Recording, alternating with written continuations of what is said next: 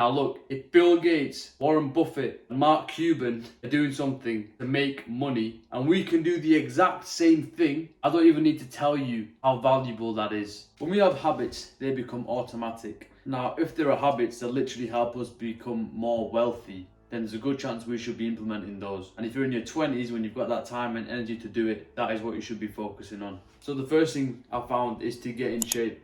Healthier individuals actually have 11 years extra life expectancy than those who aren't.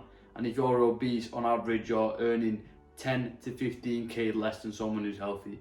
See, if you're obese, you're spending more on doctor's visits, on food, on junk drinks, and anything. You're literally spending more money to decrease your health. Furthermore, we know how important society is to create wealth. A study found that if you're skinny, you're actually regarded as weaker, socially unaccepted, and less confident compared to someone who's in good shape and good build. Think about it, if you're about to make a business deal or you're about to get into an agreement with someone, considering all the other variables are kept the same, if someone was obese, their belly's hanging out their shirt, sweating all over the place, if someone's skinny, their blade's just hanging loose, or if someone is healthy, fit, you can see he's well groomed, in good shape, broad shoulders, good muscle tone, who's the person that you instinctively think, I want to work with him? Now, you've got the answer most likely straight away in your head. Same way with me. I know who I'd be doing business with. But what is it that makes these healthy individuals and physically fit people wealthier? It's because they practice a term called forward pacing. And this means that they're always forward thinking. They're always doing things to optimize the future, because that's what they practice within optimizing their health. Health is not just a short-term game, it's long-term.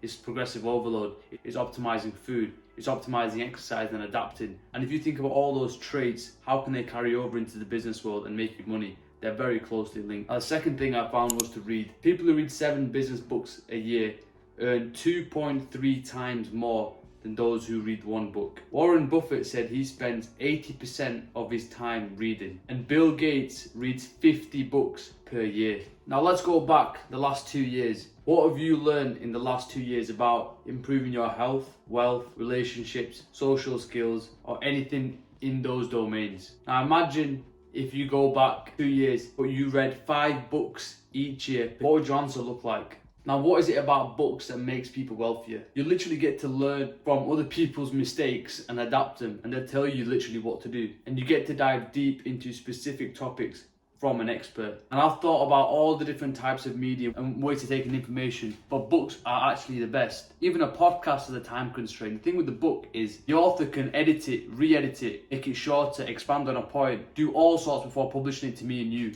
So we have the best version of the information that the author wants to give to us for £10. Not only that, it reduces stress, improves memory and talking skills, and also it's a substitute from other bad habits. And the third habit I found was actually going to sleep. A study found that increasing sleep by just 1 hour increases total wage per year by 5%. That's because it decreases productivity, and even worse than productivity, a lack of sleep increases the risk of death. So, I mean, if you've got more time to be alive, you've probably got more time to make more money. And in the US, a study found that 3% of the national GDP is actually lost due to a lack of sleep. Now, if you think about it, the macro is only a representation of the micro. So if every single person is lacking sleep and being less productive, then as a representation, the whole country makes less money. So we can extract that and think to ourselves, if we sleep more, even on our minor levels, we can actually make more money, or put ourselves in a better position to make more money. Now the fact is that we're in our 20s, we're always filled with so many ideas and we just overlook the simple but effective things. Now look, if Bill Gates, Warren Buffett, and Mark Cuban are doing something to make money, and we can do the exact same thing, I don't even need to tell you how valuable that is. Me and you can literally set ourselves apart from 99% of the population just by focusing on these 3 habits, and I'll prove it to you right now. Go to the first 10 people you can think of. How many people exercise regularly and are in the best shape possible? How many of them maintain a strict sleep schedule?